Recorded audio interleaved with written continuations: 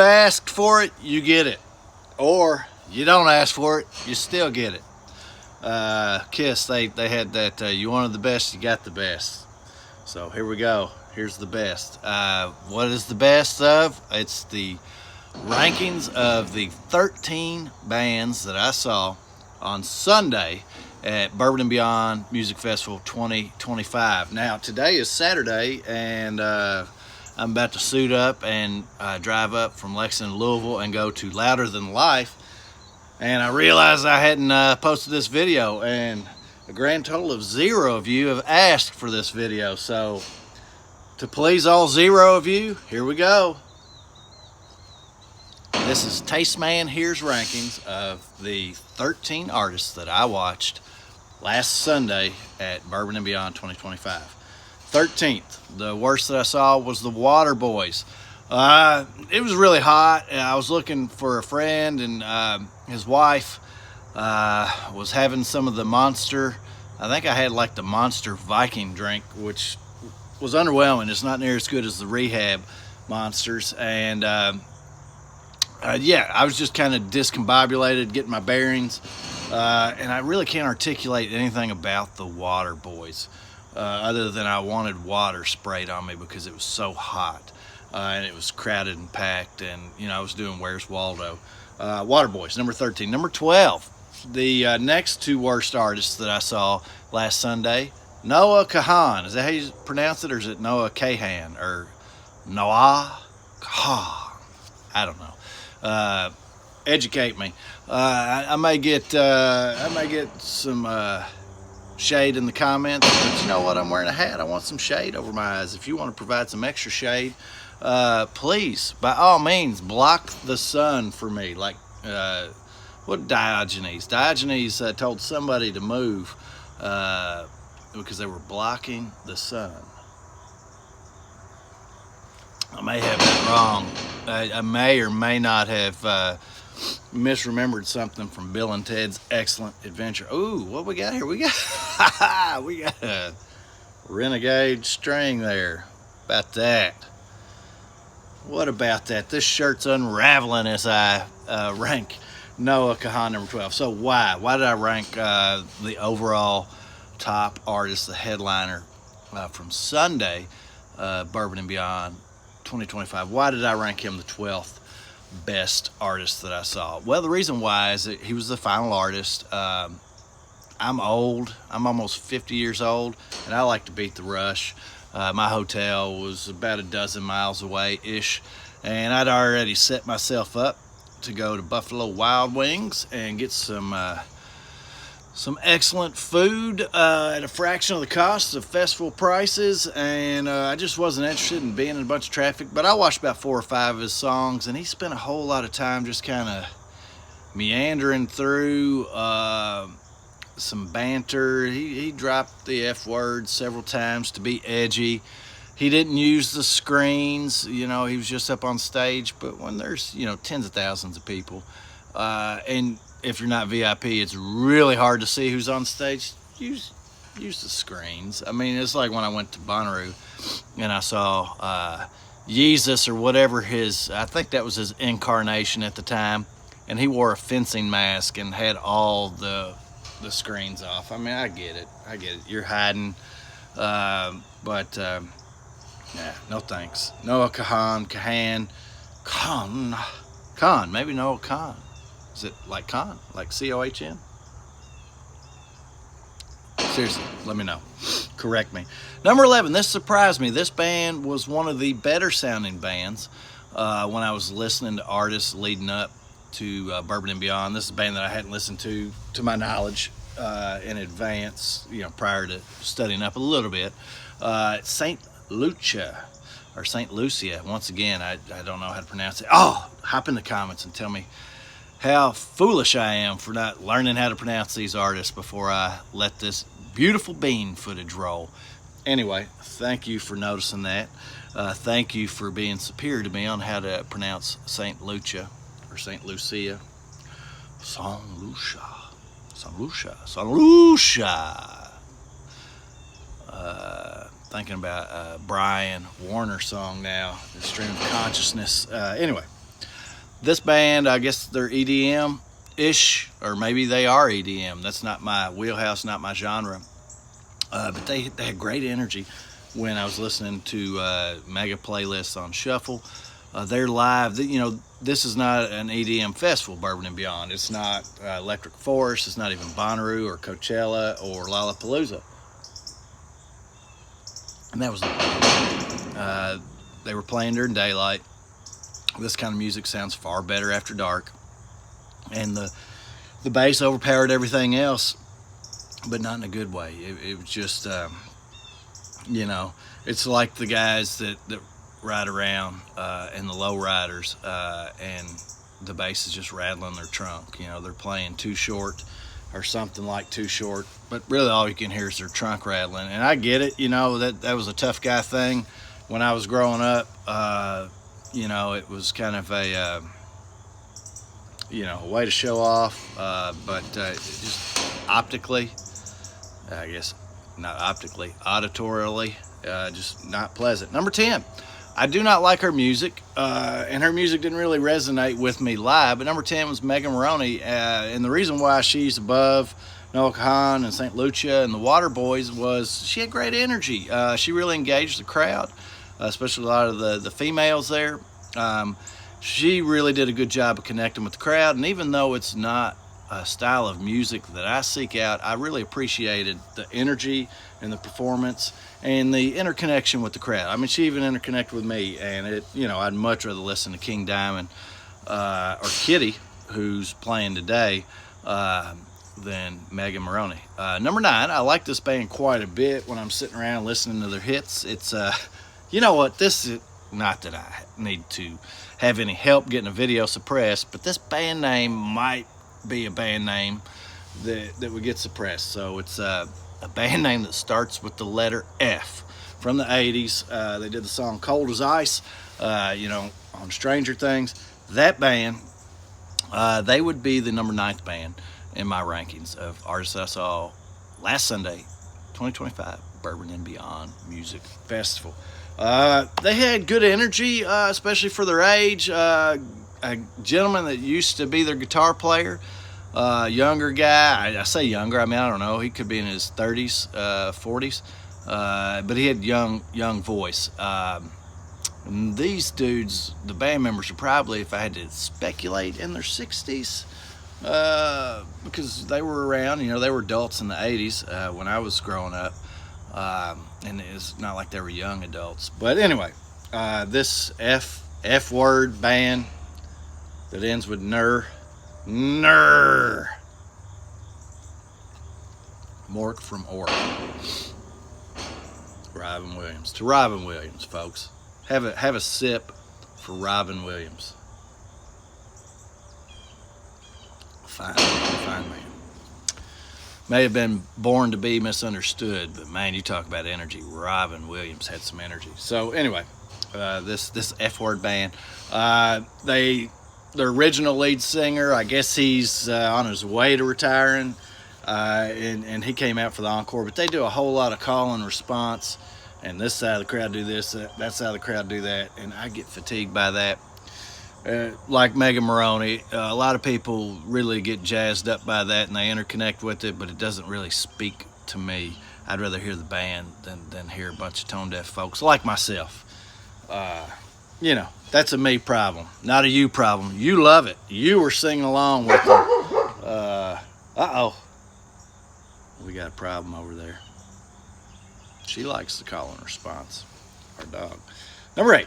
8th best band that I saw, and the rest of these were all great. Like, I don't have any beef with the top 8. Was Spin Doctors. They look radically different. So do I. I look radically different than I did in 1990. Spin Doctors, good energy, good vibes, sounded great. Vocals weren't spot on. Vocals were different, but it was the original singer. And it shows they were actually playing the songs that they sounded different. Number 7, and a band member of this was in a pop-up band. Their drummer was in a pop-up band. But band number 7 was Gin Blossoms. I couldn't have named a Gin Blossom songs for this. I knew that they were a big deal, maybe late 80s, early 90s.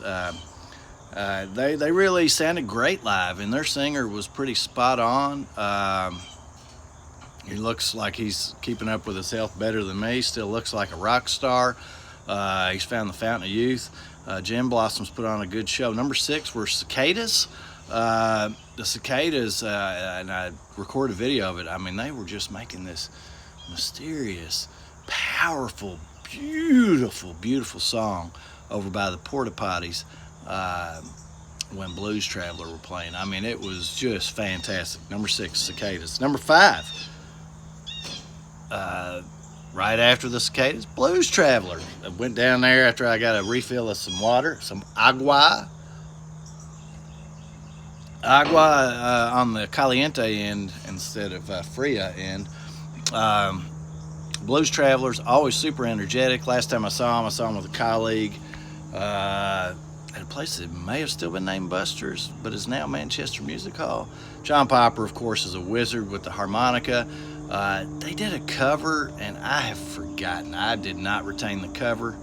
They brought somebody out from Gin Blossoms. They brought somebody out from Spin Doctors, maybe even Third Eye Blind. That's what Blues Traveler do. I mean, they bring out a whole bunch of people. They stretch songs out. They make them heavier. I felt like they were covering Black Sabbath. I really think they did cover Black Sabbath, but I didn't retain it. And it's when I was walking up, and there were several times I thought people were covering Black Sabbath, including several times by Jack White, and he may have teased Black Sabbath, and I was one of the only ears that noticed it, but it may just be, miswiring of my own brain and ear connection.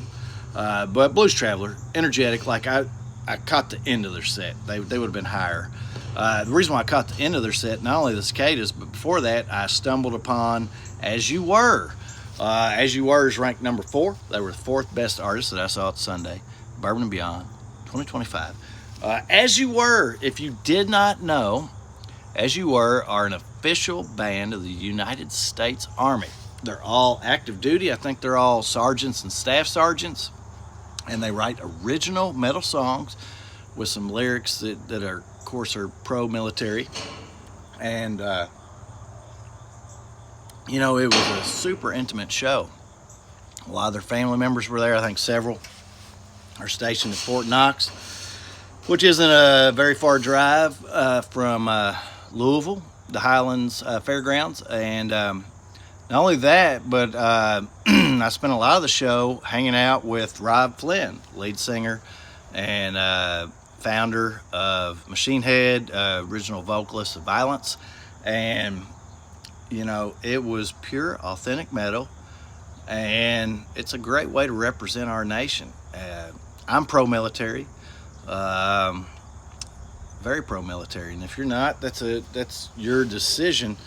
But it's beautiful to see. They're hard-working Americans, sacrificing for us, and they're creating art to try to bring in the next generation of soldiers and to give back to fellow citizens. Beautiful, beautiful.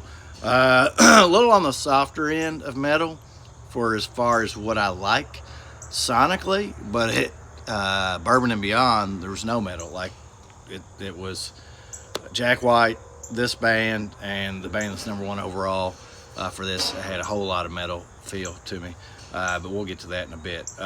Number 3, third best performance I saw, third best artist.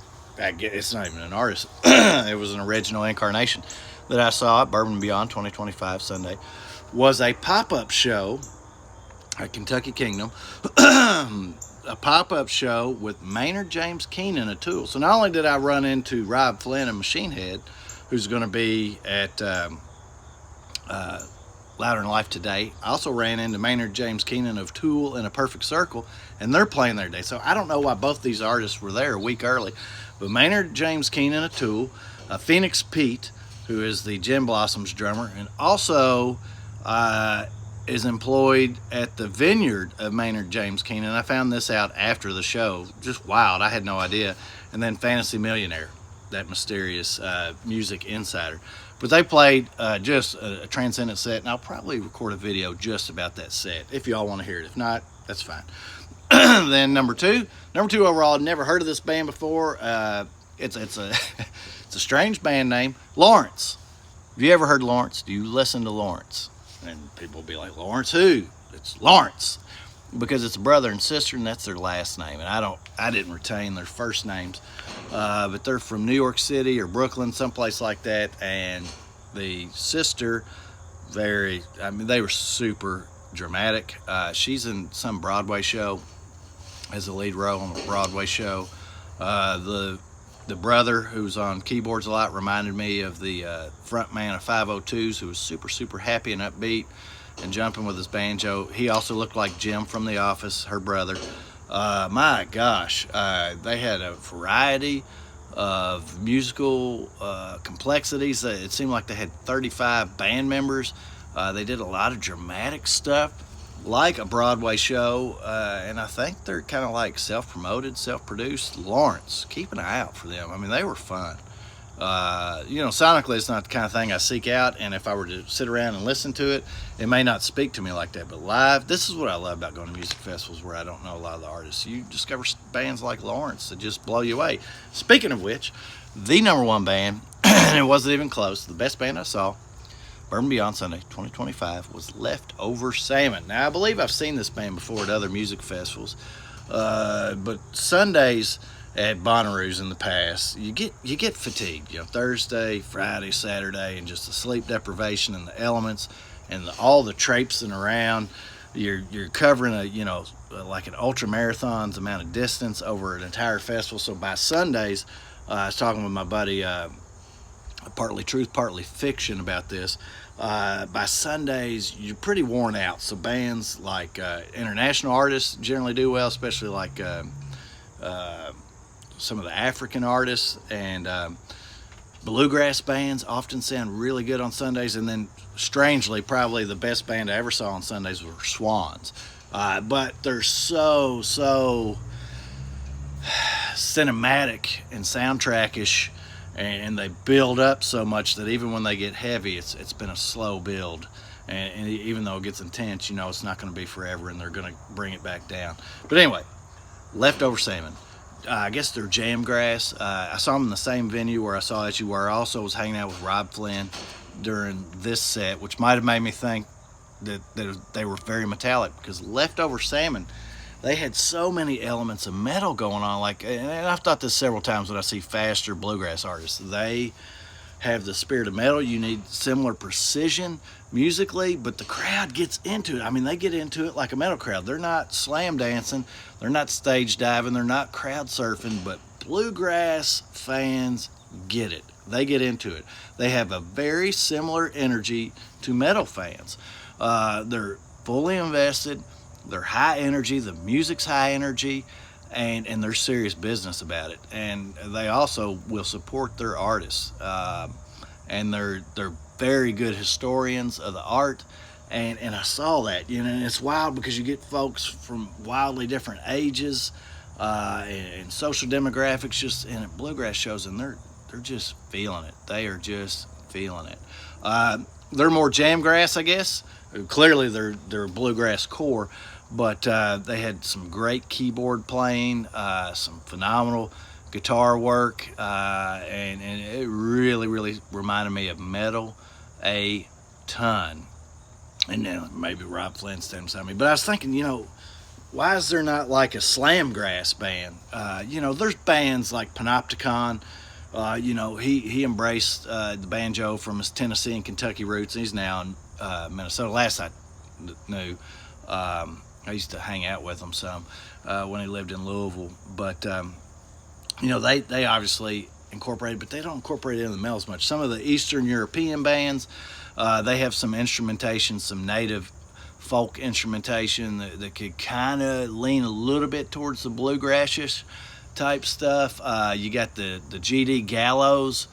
They're not metal per se, but they got a lot of the dark grass, the dark bluegrass stuff. I don't know what you call them, psychobilly, rockabilly, I don't know. They're kind of their own genre. But it's like, why is there not straight up like slamgrass band? They need to make that happen. Somebody needs to. Jack White, you love metal, you love bluegrass, make it happen, please. Rob Flynn, make it happen. We're sitting there enjoying it. Make it happen, brother. So that's it. As always, I love when you all interject in the comments. It just makes it interesting. But if you don't, appreciate you watching it. If you're so inclined, give it a thumbs up. And if you're even more inclined, give me a follow. I make a lot of these videos, and it's it's kind of like the paradox. If a tree falls in the forest and no one's around, does it make a sound? I feel like that with these videos, but you know what? I'm gonna keep on keeping on. You wanted the best, you got the best. Kiss, they still touring? They got to still be touring, but they're not going to be playing at Louder Than Life today. So stay tuned. I will give you my rankings of the artists that I see today at Louder Than Life, Saturday, 2025. Cheers.